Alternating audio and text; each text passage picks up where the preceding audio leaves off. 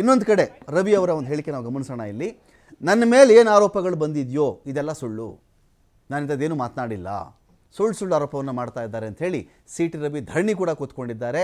ಸಭಾಪತಿ ಕಚೇರಿ ಮುಂಭಾಗದಲ್ಲಿಯೇ ಧರಣಿಗೆ ಕೂತ್ಕೊಂಡ್ರು MLC C T Ravi. ನಾನು ಈ ಥರದ್ದು ಮಾತೇ ಆಡಿಲ್ಲ ರೀ, ಯಾಕೆ ಸುಮ್ಮನೆ ನನ್ನ ಮೇಲೆ ಆರೋಪವನ್ನು ಮಾಡ್ತಾ ಇದ್ದಾರೆ ಇವರು ಅಂತ ಹೇಳಿ.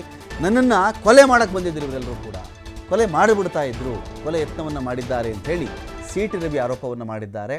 ಸಿ ಟಿ ರವಿ ಅವರ ಮೇಲೆ ಮರ್ಡರ್ ಅಟೆಂಪ್ಟ್ ನಡೀತಾ ಇವತ್ತು. ಹಾಗಾದರೆ ಸಿ ಟಿ ರವಿ ಅವರು PROS ಇಂದ ಶುರುವಾಗುವಂಥ ಆಂಗ್ಲ ಪದವನ್ನು ಬಳಕೆ ಮಾಡಿದ್ದಾರೆ ಅನ್ನೋ ವಿಚಾರ ಇಟ್ಕೊಂಡು ಕಾಂಗ್ರೆಸ್ನ ಶಾಸಕಿಯರು ದಾಳಿಗೆ ಮುಂದಾಗಿದ್ರಾ, ಕ್ಷಮೆ ಕೇಳಬೇಕು ಅಂತ ಪಟ್ಟು ಹಿಡಿದ್ರಾ?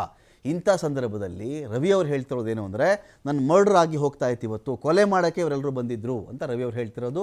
ಜೊತೆಗೆ ಧರಣಿ ಕೂಡ ಕೂತಿದ್ದಾರೆ, ನನ್ನ ಮೇಲೆ ಸುಳ್ಳು ಆರೋಪವನ್ನು ಹೊರಿಸಿದ್ದಾರೆ ಇವರು ಅಂತ ಕೂಡ ಪ್ರತ್ಯಾರೋಪವನ್ನು ಮಾಡಿದ್ದಾರೆ. ಇದಕ್ಕೆ ನಾನು ಹೆದರ್ಕೊಂಡು ರಾಜಕಾರಣ ಮಾಡಲ್ಲ ಅಂತ ಕೂಡ ರವಿ ಹೇಳಿದ್ದಾರೆ.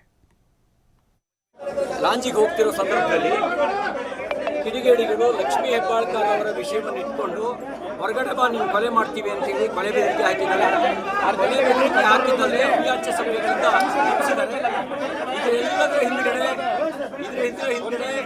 ಸಚಿವೆ ಲಕ್ಷ್ಮೀ ಹೆಬ್ಬಾಳ್ಕರ್ ಅವರ ಕುಮ್ಮಕ್ಕಿದೆ. ಅವರು ಸುಳ್ಳು ಆರೋಪಗಳ ಮೂಲಕ ಇದನ್ನ ತಿರ್ಚುವಂತ ಕೆಲಸ ಮಾಡಿದ್ದಾರೆ. ನನಗೇನಾದ್ರೂ ಆದ್ರೆ ವಿಧಾನಸೌಧದಲ್ಲಿ ನೋಡಿ, ಈಗ ವಿಧಾನಸಭೆ ಮೊಗಸಾಲೆಯಿಂದ ವಿಧಾನ ಪರಿಷತ್ತಿನ ಮೊಗಸಾಲೆಗೆ ಹೋಗ್ತಿರೋ ಸಂದರ್ಭದಲ್ಲಿ ನನ್ನ ಮೇಲೆ ಅಟ್ಯಾಕ್ ಮಾಡುವ ಪ್ರಯತ್ನ ನಡೆದಿದೆ.